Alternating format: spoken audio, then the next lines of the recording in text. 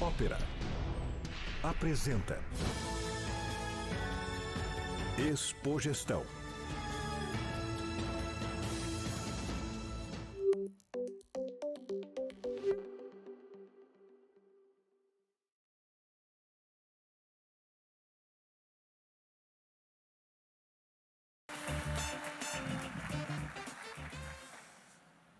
Boa tarde, pessoal.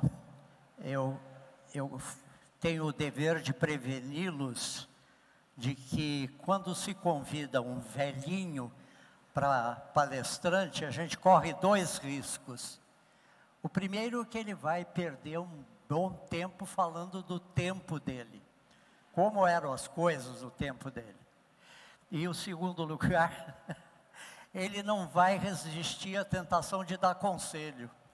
Isso acontece com todos eles.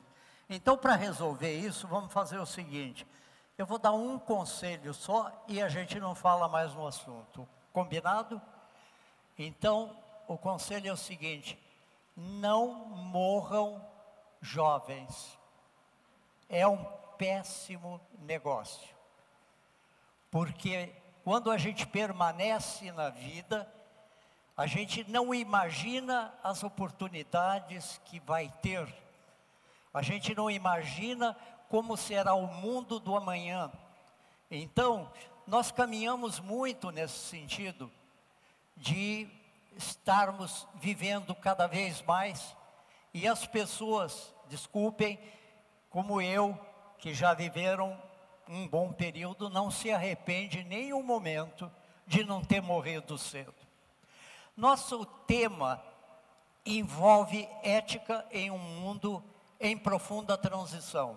Nós não vamos discutir filosofia de forma nenhuma, não vamos fazer uma apresentação acadêmica.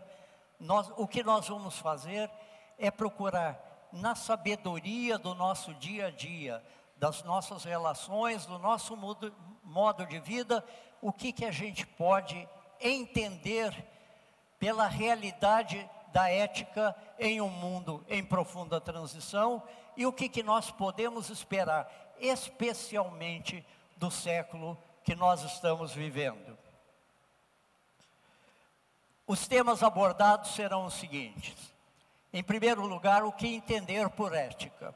Segundo, vamos falar da grande transição, considerando o século XX como o século do mercado, ou o século da economia. Considerando o século XXI como o século da ética. E aí, nós vamos acrescentar duas novas culturas. Nós entendemos como cultura o tipo de comportamento que um determinado grupo adota em determinada ocasião da história. Então, nós vamos falar sobre duas novas culturas, que é a cultura da governança corporativa e a cultura da governança corporativa e a cultura da longevidade. Este assunto eu acabo de concluir mais um pós-graduação. E nós vamos ter também, no final, considerações finais, que na prática são recomendações. Eu preveni que isto era inevitável, que eu acho que eu devo transmitir a vocês, para que vocês saiam daqui e levem alguma lembrança, pelo menos, do que foi apresentado aqui.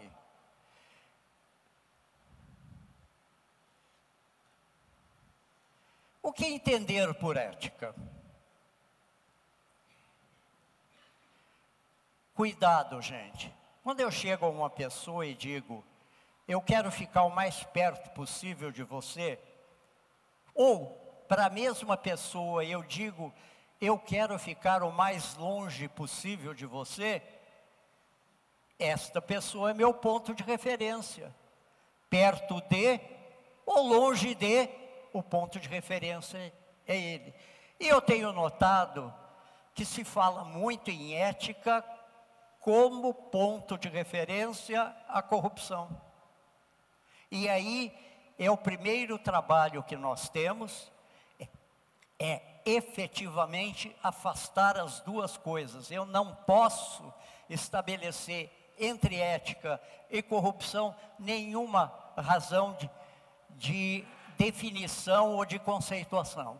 Pelo seguinte, porque a corrupção tem tudo a ver com fraude, tem tudo a ver com suborno, lavagem de dinheiro, etc., que são matérias contempladas nos códigos penais, pelas políticas de integridade e pela estrutura de controles internos e externos. Além disso, enquanto a ética é uma ocupação fortemente crescente, eu estou dando uma ótima versão dos fatos para vocês, uma preocupação fortemente crescente em nossos dias, a corrupção está em processo rápido de perda de suas bases de sustentação. Eu me atreveria a dizer que a corrupção não vale, não merece o tempo e a atenção que a gente dá a ela, porque ela já entrou, na minha opinião, e eu espero que vocês confiram isso na visão de vocês, ela passou a ser uma espécie em extinção. Então eu tenho aqui duas coisas com nenhuma condição de correlação. Uma, que é a ética, que cresce a cada dia. Nunca se ouviu falar tanto em ética quanto nós estamos ouvindo agora. E do outro lado, embora continue o discurso, a apresentação, as preocupações em torno da corrupção, ela é definitivamente um fenômeno em redução a caminho da extinção. Vejam bem, poucas coisas melhoraram tanto nos nossos tempos quanto a comunicação, quanto a transparência. Então nós somos levados a acreditar que está havendo um aumento enorme na questão da corrupção, quando na verdade o que está havendo é maior transparência sobre a corrupção, é maior transparência, não é um aumento da corrupção. Ao contrário, nós sabemos por estatísticas que a corrupção tem diminuído. Muito bem, eu fiz uma afirmação grave, dizendo que as bases de sustentação da corrupção estão desaparecendo. Para concluir o seguinte, se as bases desaparecerem, a corrupção desaparece também. Primeira base, sigilo absoluto. Não há corrupção de certo nível para cima, não estou falando de ladrões de galinha, nem batedores de carteira, eu estou falando desses golpes, tipo Lava Jato e daí por diante. Não existe esse tipo de corrupção se não houver sigilo absoluto. E agora, por tudo que vocês ouviram e por tudo que eu ouvi dos palestrantes anteriores sobre o nosso progresso no campo da inovação, no campo da tecnologia, eu pergunto, em que tipo de atividade humana nós temos sigilo absoluto? Não se esqueçam que um presidente da República, às 11 horas da noite, recebeu um empresário secretamente, sigilosamente, lá no Palácio do Planalto. No dia seguinte, os jornais deram a notícia da visita que o empresário tinha feito a eles. Então, o primeiro passo já está faltando. Não há condições de garantir que nenhuma situação da nossa vida, da nossa experiência, você consiga o sigilo absoluto. A segunda é o seguinte, a corrupção de grande volume, de grandes números, não pode ser feito por uma pessoa só, tem que ser feito por uma quadrilha. Muito bem, o grande problema dos corruptos hoje é encontrar cúmplices, companheiros confiáveis. Aliás, quem é cúmplice de um corrupto já não é confiável. Mas vamos imaginar que ainda alguém se dispusesse a ser cúmplice de uma quadrilha. Qual é o temor? Qual é o problema? É que qualquer um da quadrilha de 10, 20, 30, 50 pessoas que seja preso, a primeira coisa que ele vai fazer é tentar salvar a situação dele. Ou seja, a famosa delação premiada. Então, eu estou dizendo a vocês com toda tranquilidade que é muito difícil hoje se organizar uma quadrilha em torno de qualquer objeto ilícito, porque já se sabe que isto é uma questão de tempo. No momento em que a lei alcança um dos membros ou dois dos membros da quadrilha, o resto da história você já conhece, delação premiada e daí por diante. Há mais um aspecto que eu queria que vocês observassem também, é que no Brasil sempre imperou o princípio de que no Brasil tudo acaba em pizza.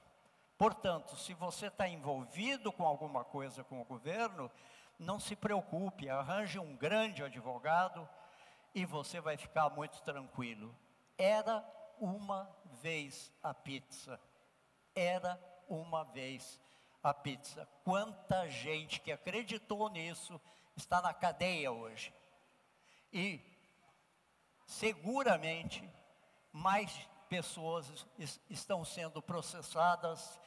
Há uma enormidade de processos em andamento que vão resultar em novas prisões e desmentindo textualmente que no Brasil tudo acaba em pizza. Não acaba mesmo. Nós temos ex-governadores, ex-presidentes de Congresso, ex-deputados, ex-presidentes de República, no momento tem 2, atrás das grades.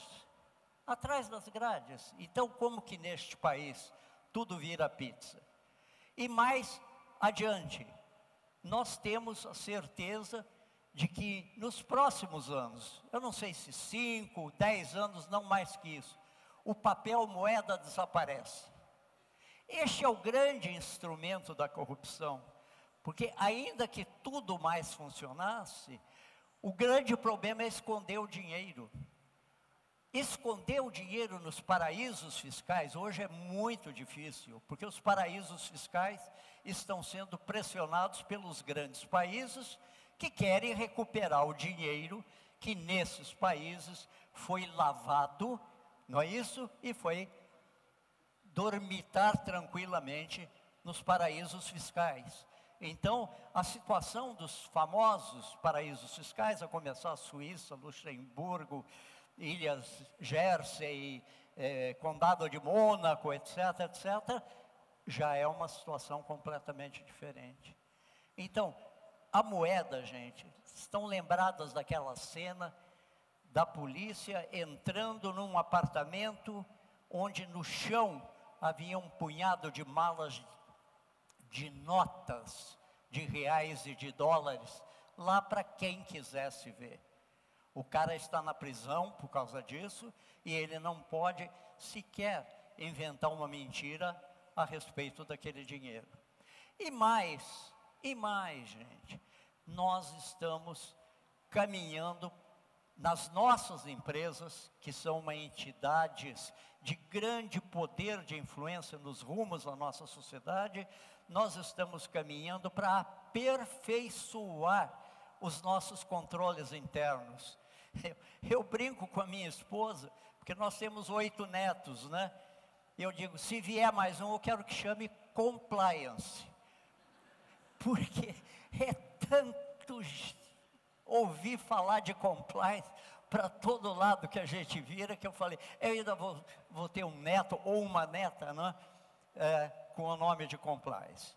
Muito bem, se nós estamos falando a mesma língua, nós temos que considerar a ética um fenômeno em expansão, em crescente acolhimento em crescente acolhimento e, ao mesmo tempo, nós temos que reconhecer, ou devemos reconhecer, que a corrupção tem o seu futuro seriamente ameaçado.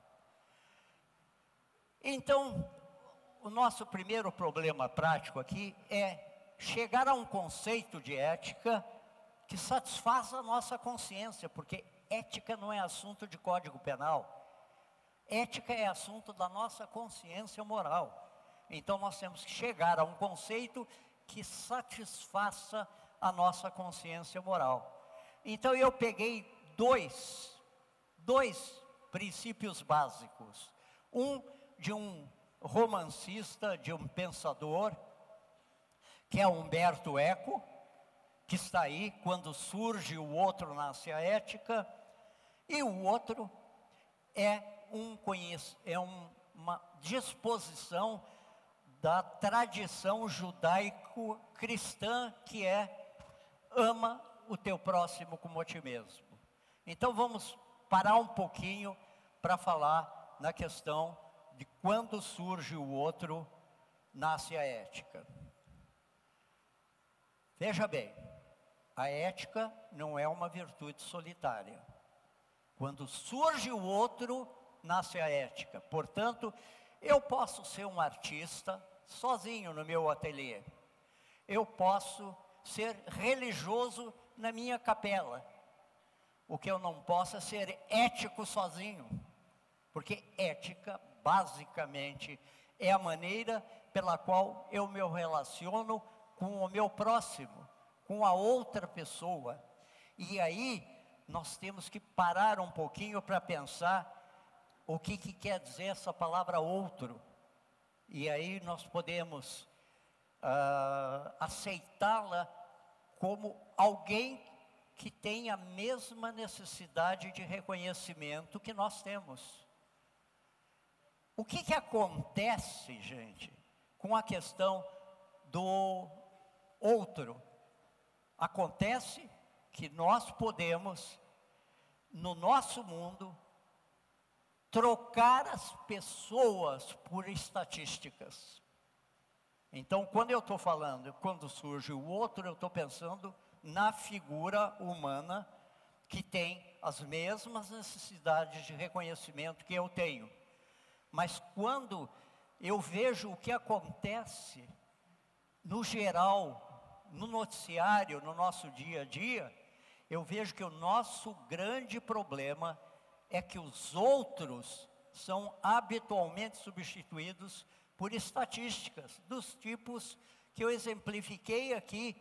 Olha aí, segundo a ONU, existe no mundo mais de 800 milhões de pessoas em condições de extrema miséria. São 800 milhões de outros? Não, para nós é uma simples estatística. Aliás, a ONU, ao comunicar isso, comunicou isso como uma vitória, porque este número já foi mais de 1,5 bilhão. Hoje é só 800 milhões. Gente, 800 milhões é 4 vezes a população do Brasil. 4 milhões, 4 vezes a população do Brasil em extrema pobreza. Ou lá no Iêmen, que está sendo sacudido por uma guerra, a cada 10 minutos morre uma criança de fome. Porque a maneira pela qual o ataque ao Iêmen está sendo feito é cercar para que não entre o alimento e o povo morra de fome. Isto é o outro eu? Absolutamente, isso é uma estatística fatídica.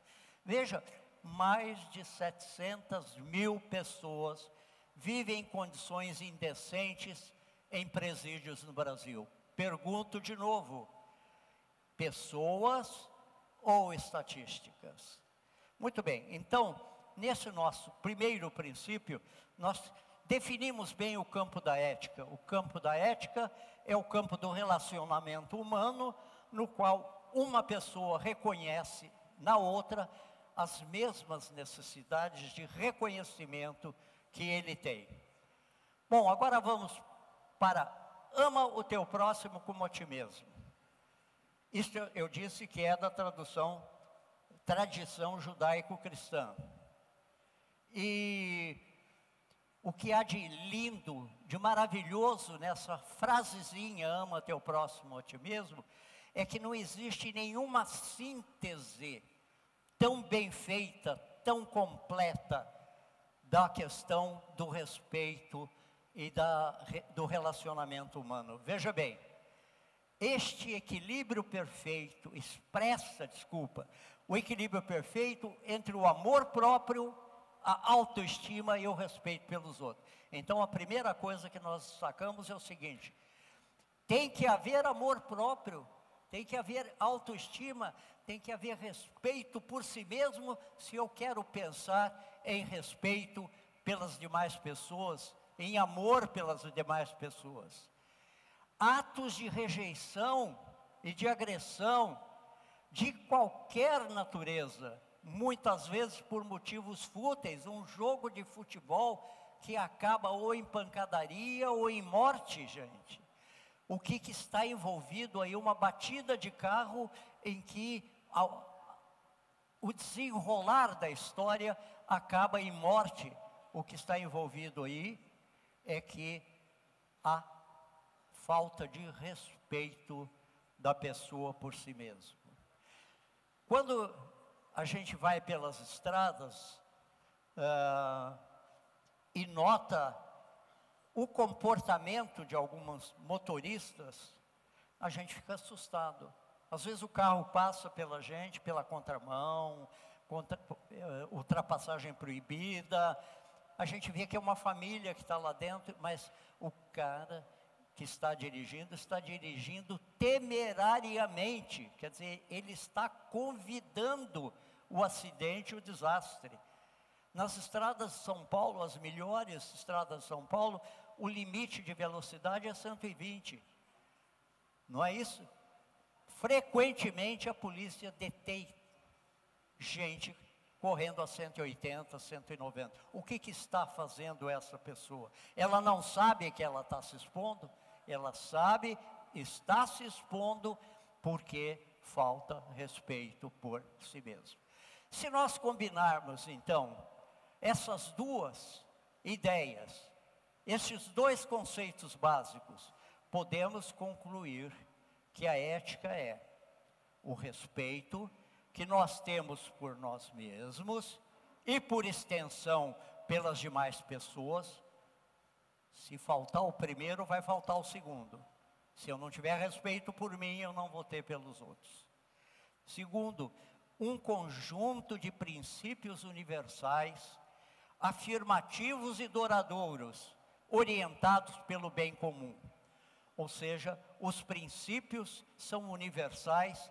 Na ética, o princípio de respeito pela vida se aplica a qualquer povo, a qualquer época. Não é isso? Não é como um princípio moral que é próprio de um determinado povo e é próprio de uma determinada época. Na questão da ética, os princípios são universais. Ama teu próximo como a ti mesmo, não tem restrição de espaço em lugar nenhum, nem de época. Afirmativos e duradouros, não é? Sabe quem que trabalha com não? Não faça, não faça, não faça, isso é a lei. A ética é um degrau acima da lei. Então, e orientados pelo bem comum. Ou seja, sempre nós temos uma diretriz básica que é construir uma sociedade mais justa. E o Oscar, que me antecedeu, na parte final da sua exposição, discorreu maravilhosamente sobre essa questão que eu estou repetindo porque eu acho que vale a pena. Defino ética como o mais alto estágio de desenvolvimento de nossa consciência moral. Veja, gente, nós temos vários degraus de evolução na nossa atividade mental, na nossa atividade espiritual, por exemplo. Se eu perguntar qual é a diferença entre erudição e sabedoria? Erudição são os conhecimentos que eu adquiro pelo estudo, pela escola e dos quais eu preciso para desenvolver a minha atividade profissional. Mas aí eu pergunto, qual é a influência que a erudição tem no seu bem-estar, no seu sentimento de felicidade? Tem nada a ver, não tem nada a ver. Eu estou estudando física nuclear e eu não sei correlacionar física nuclear com o meu estado de bem-estar. Mas aí nós vamos para a sabedoria, que depende ou independe de diplomas, de cursos, de doutorados, etc. É simplesmente aqueles conhecimentos que a gente adquire na vida, com a nossa experiência e com a experiência dos outros, e que contribuem de uma maneira decisiva para a nossa felicidade pessoal. Quer dizer, é muito diferente. Vocês lembram do John Nash, uma mente brilhante? O homem era um dos maiores físicos do seu tempo. No entanto, ele não conseguia se relacionar minimamente, nem com os amigos, nem com os colegas, nem com a esposa, nem com o filho, de jeito nenhum. Era um erudito e uma pessoa absolutamente ignorante do ponto de vista de sabedoria da vida. Ao passo que nós conhecemos, nas nossas experiências, nossos relacionamentos, especialmente de pais, avós, etc., pessoas cuja formação em termos de erudição é elementar, quando muitos sabem ler e escrever, mas são absolutamente sábios na hora de resolver uma questão, uma pendência dentro da família, entre pai e filho, entre irmãos e daí por diante. Então, a erudição é uma soma de conhecimentos, da qual nós dependemos, vamos dizer assim, para desenvolver algum tipo de atividade profissional. Já do outro lado, a questão dos princípios éticos é uma questão que alcança a nossa consciência no seu nível mais elevado, que é a prática da sabedoria, sabedoria de viver. Então unimos os dois conceitos. O primeiro, que falava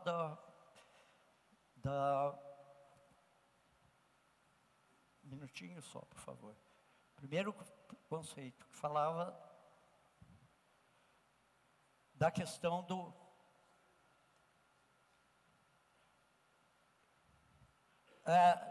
ética como relacionamento. Desculpem a falha de memória, ela faz parte.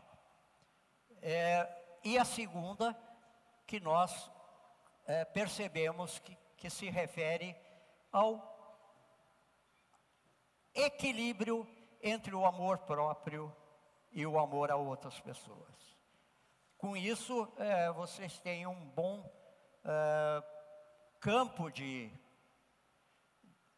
reflexão para desenvolver. Muito bem, aí nós deveríamos pular para o segundo bloco, mesmo porque o nosso tempo está correndo, que é a questão da grande transição. Eu chamei o século XX de o século do mercado. E estou chamando o século XXI o século da ética. Por que século do mercado? Porque claramente a economia ditou, influenciou, coordenou a maior parte das decisões ocorridas durante o século XX.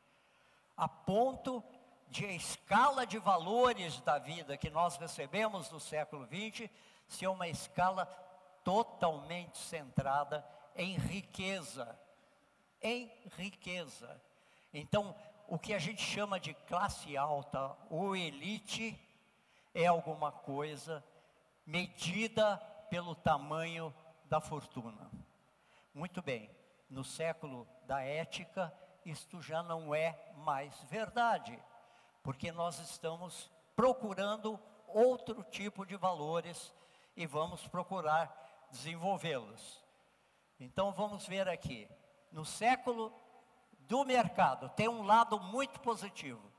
Aliás, me impressiona, viu, gente, como que esse século XX produziu enormidades do lado do bem e enormidades do lado do mal, no mesmo século. Parece que se a gente tivesse o juízo de repetir tudo de bom que nós fizemos no século XX e evitar produzir tudo de mal que nós produzimos no século XXI, a receita para o século feliz está aí, não precisa fazer outra coisa. Então vamos lá. No século do mercado, o lado positivo, upside, progresso tecnológico sem precedentes.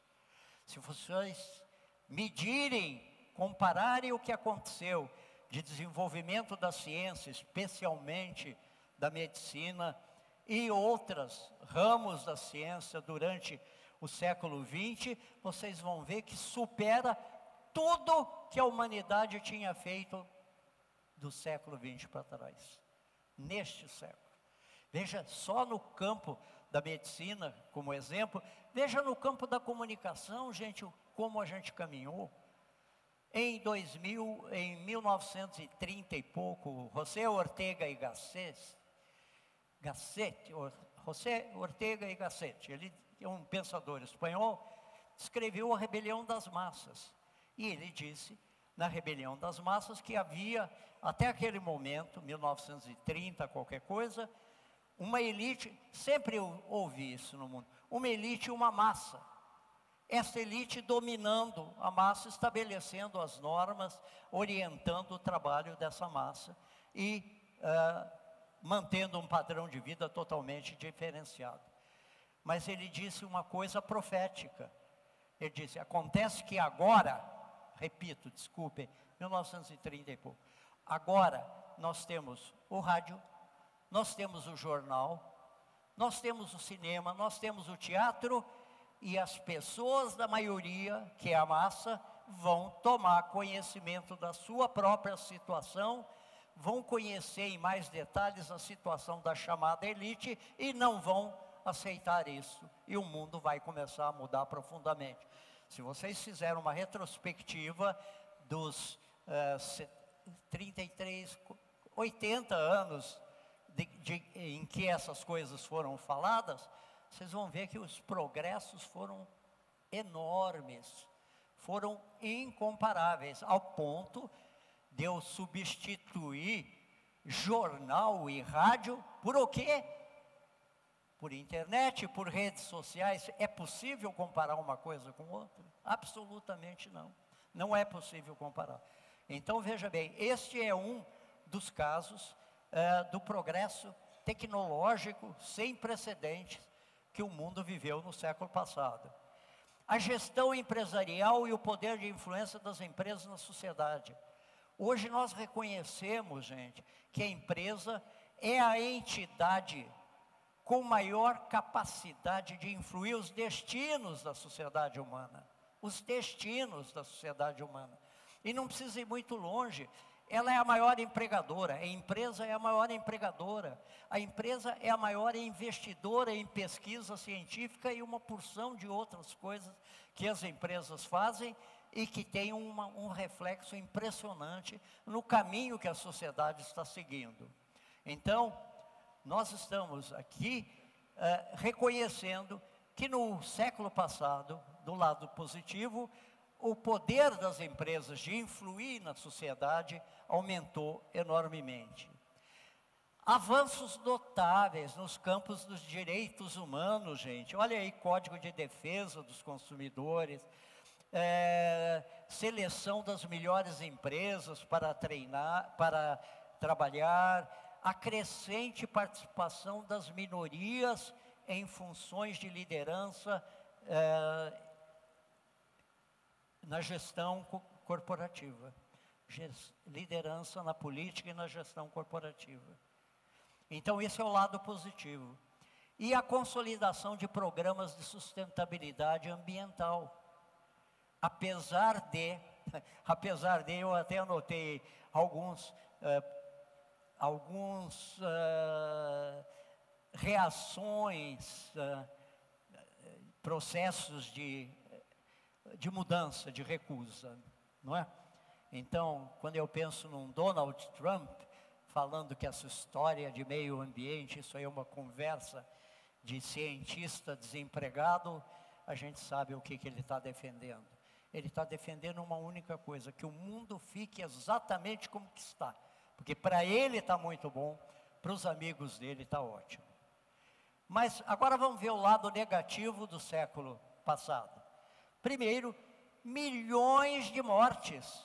Milhões de mortes, nós falamos em milhões de mortes, outra vez, que estatística trágica é essa? Na primeira, só do século XX, a primeira grande guerra, 1914, 1918, mais de 18 a 20 milhões de mortos. Em seguida, 1930 e pouco, houve uma guerra entre a Segunda Guerra, entre a China e o Japão.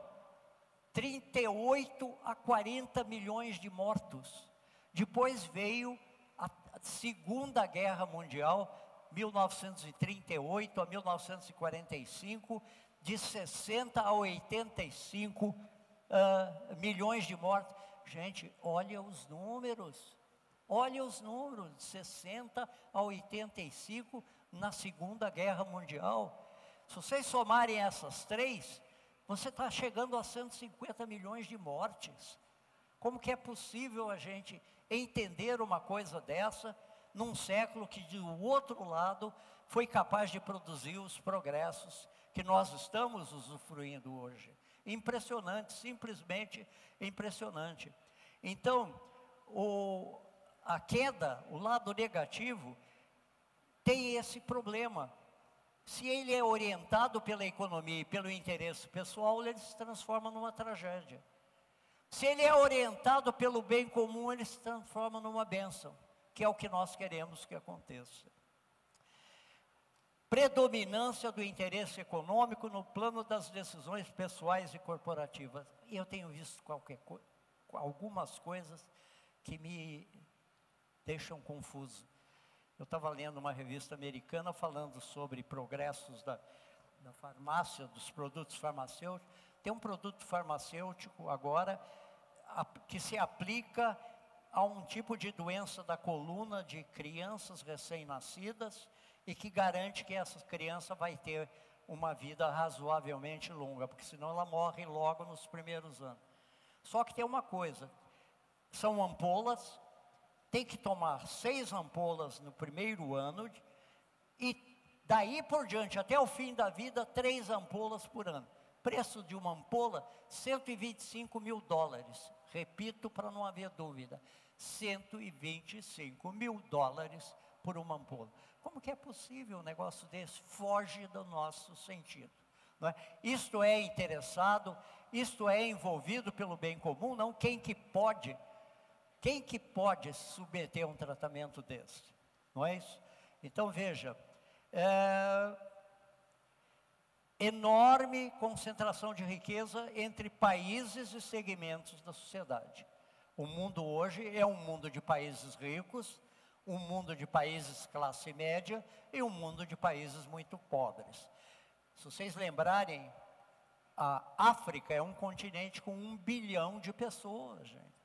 1 bilhão de pessoas dá mais do que Estados Unidos, somado com a Europa, com o Canadá, com tudo. No entanto, as condições econômicas da África estão mudando rapidamente para melhor, mas a distância, quando a gente compara a distância, é um negócio assustador de ver como esta mesma divisão em classes que existe na nossa sociedade, existe entre os países. A pergunta é, numa sociedade de princípios éticos, isso é aceitável? Ou nós acreditamos que todos vão ser iguais? Eu não acredito que todos vão ser iguais. O que eu acredito é que as distâncias não são tão grandes e não é necessário para que uma elite tenha um alto padrão de vida que uma maioria esmagadora tenha dificuldades elementares com comida, higiene, saúde, moradia e daí por diante. Surgimento de uma cultura de desperdício. Notem isso. Nós temos um poder de influência nas pessoas que estão em volta da gente. Começa a analisar como a gente joga coisa fora. Ou como a gente tem coisas que a gente não precisa ter. Ou ainda, como a gente tem coisas que a gente não usa. Comprou porque era moda. Comprou porque a Ivete Sangalo disse para comprar. E daí por diante. Dê uma olhada. Só de alimentos. Só de alimentos. Nós, aqui no mundo ocidental, jogamos 1/3 de todo o alimento produzido no lixo. 1/3, seja 500 milhões de toneladas. Aí eu falo de 800 milhões de pessoas em condição de extrema miséria, e do lado de cá eu tenho 500 milhões de self-service que foi para o lixo, comida que veio do restaurante que veio demais, produtos lá das gôndolas do supermercado que estão com vencimento, prazo de validade vencida, eu jogo fora. A China, não sei se mantém isso, houve um período que o fiscal de quarteirão multaria você se ele percebesse comida jogada no lixo. E, no entanto, é uma característica, porque o conceito de sociedade, de elite nosso, envolve muito a questão do desperdício. Quando Imelda Marcos, eu preciso sempre ter muito cuidado para pronunciar o nome dela, quando a Imelda Marcos perdeu o poder dela, porque o Fernando Marcos foi destituído, ele era o ditador lá das Filipinas. Descobriram o guarda-roupa dela, só de pares de sapato, ela tinha 1.200 pares de sapato. Qual é a lógica?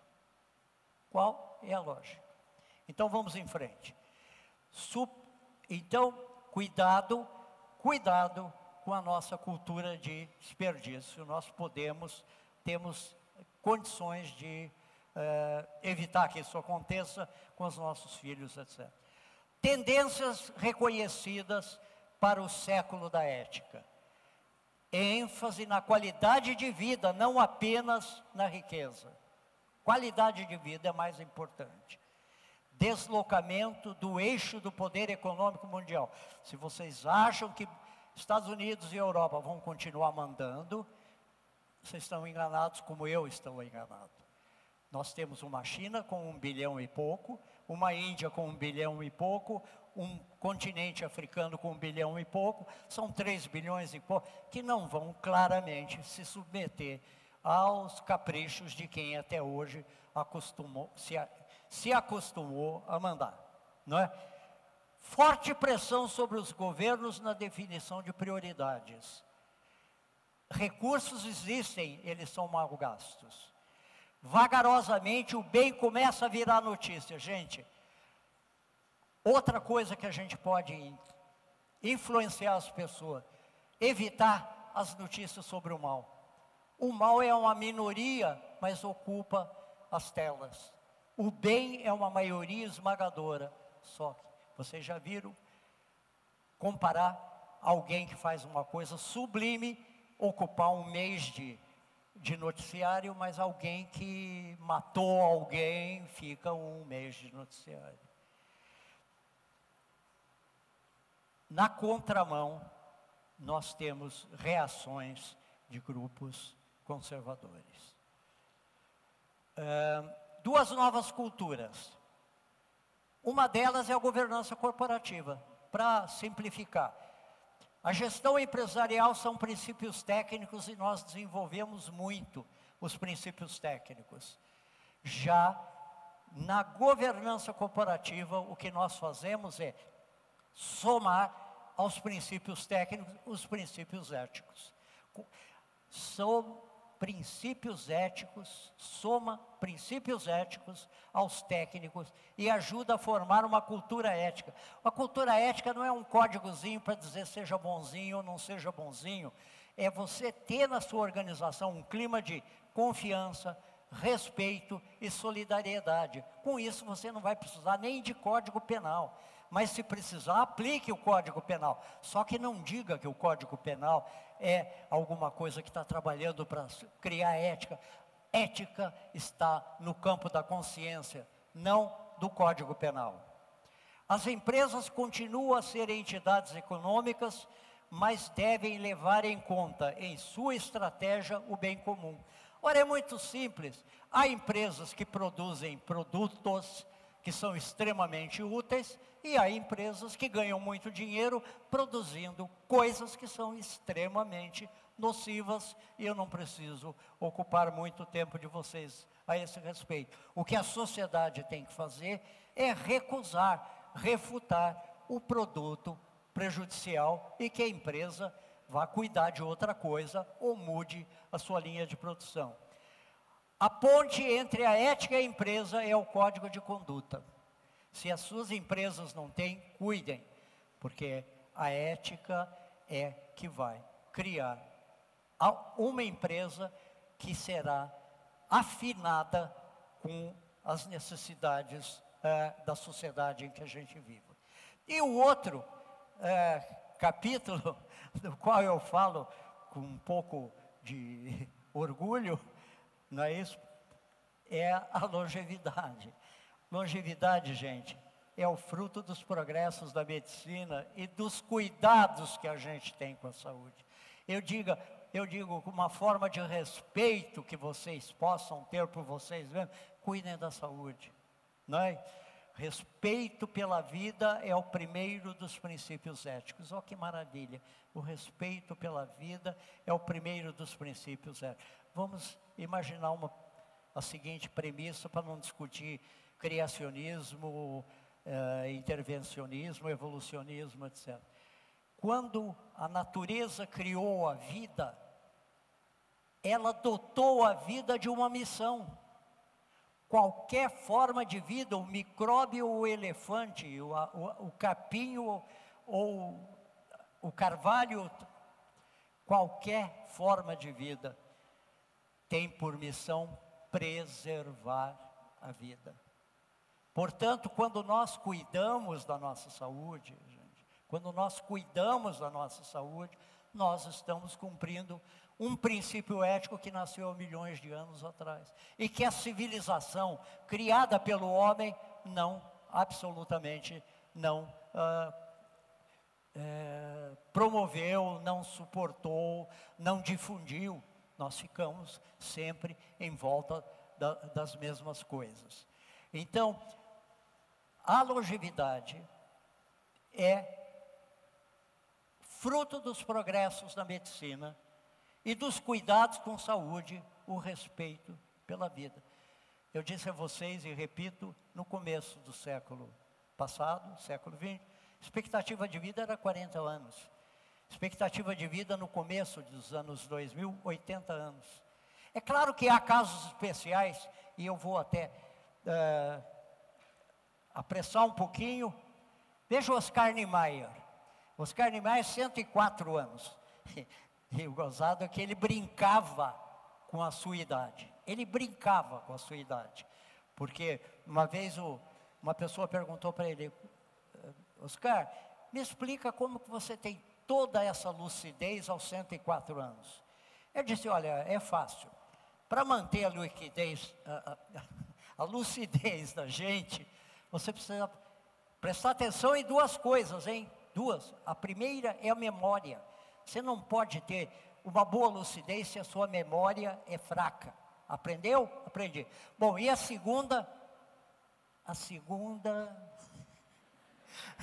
Esqueci. Quer dizer, ele brincava. E aí você vê nomes assim, como por exemplo, a doutora Cléo, professora Cléo, 102 anos, autora de muitos livros, membro da Academia Brasileira de Letras, e 6 dos imortais lá foram alunos dela, 102 anos. Você tem Edith Eger, era uma dançarina que sobreviveu ao campo de Auschwitz, na Polônia, está dançando até hoje, aos 91. Eu vi um vídeo de uma velhinha de 103 anos, ensinando balé, gente. Desculpem a expressão, mas que velhinha jeitosinha, gente. 103 anos, toda levezinha, não é isso? E aí eu preciso contar uma história. Eu preciso... Obrigado. Eu preciso contar uma história que é totalmente inverídica, já vou adiantando, mas que ilustra bem as nossas conclusões, né? Um italianão robusto de 80 anos chegou ao médico e disse assim: doutor, estou com 80 anos, acho que eu estou em ótima forma, mas eu quero que o senhor mande fazer um check-up daqueles de pé a cabeça. E o médico, já fizeram o exame, ele levou lá, e o médico olhou e disse: poxa, o senhor tem uma saúde invejável mesmo. Qual é seu estilo de vida? Ele disse: não, eu durmo muito bem, eu acordo cedo, eu me alimento muito bem, sempre com um bom copinho de vinho, gosto de trabalhar ainda, não porque eu preciso, porque eu gosto, e sempre que eu tenho tempo eu estou jogando golfe. Ele disse: olha, não precisa receita nenhuma, melhor que isso, só isso mesmo, você continue fazendo isso. Só me diga uma coisa, com que idade morreu seu pai? Ele disse: quem que disse para o senhor que meu pai morreu? Não, seu pai está vivo? Tá. Que idade ele tem? Ele tem 100 anos. E como que é o estilo de vida dele? Ele dorme bem, ele acorda cedo, ele se alimenta bem, gosta de um copinho de vinho, ele ainda trabalha e sempre que ele tem tempo, ele está jogando golfe. Eu disse: mas que família, hein? Agora só me diga para encerrar a conversa, com que idade morreu seu avô? Ele disse: quem que disse para o senhor que o meu avô morreu? Ah, seu avô não morreu? Não. Que idade tem seu avô? 120 anos. Aí o médico falou: não precisa falar nada, eu já sei. Seu avô levanta cedo, seu avô come bem, gosta de um copinho de vinho, ele gosta de trabalhar ainda, e aposto que está jogando golfe agora. Disse: aí o senhor se enganou, doutor. Hoje ele não pode jogar golfe, porque hoje é o dia do casamento dele. E aí o médico falou: como? Como que eu não posso entender que um cara de 120 anos ia querer se casar? Eu disse: e quem que disse para o senhor que ele queria se casar? Gente, é brincadeira, desculpa, mas...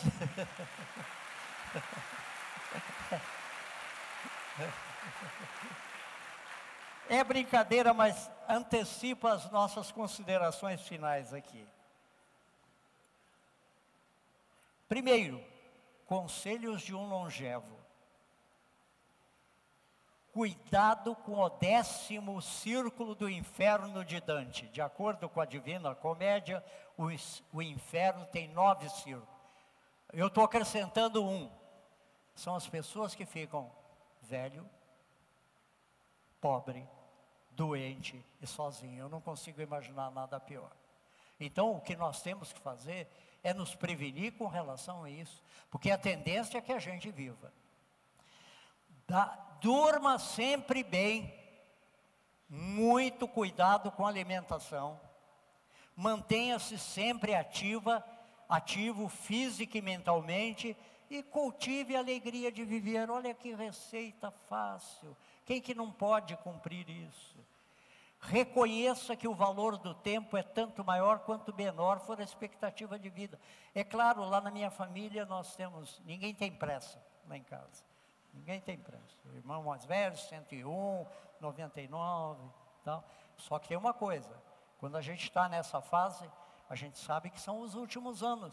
De repente, em vez de ser um tormento, é uma bênção, porque você aproveita melhor o seu tempo, você não joga o teu tempo fora, você cultiva o tempo que você tem, porque você não sabe por quanto tempo ele vai durar. E concluindo, não use a primeira metade da vida para estragar a segunda.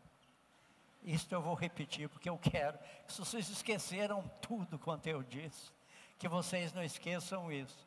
Não use a primeira metade da vida para estragar a segunda. Faça o contrário, use a primeira metade da vida para preparar a segunda. Tá? Obrigado. Obrigado. Muito obrigado. Muito obrigado.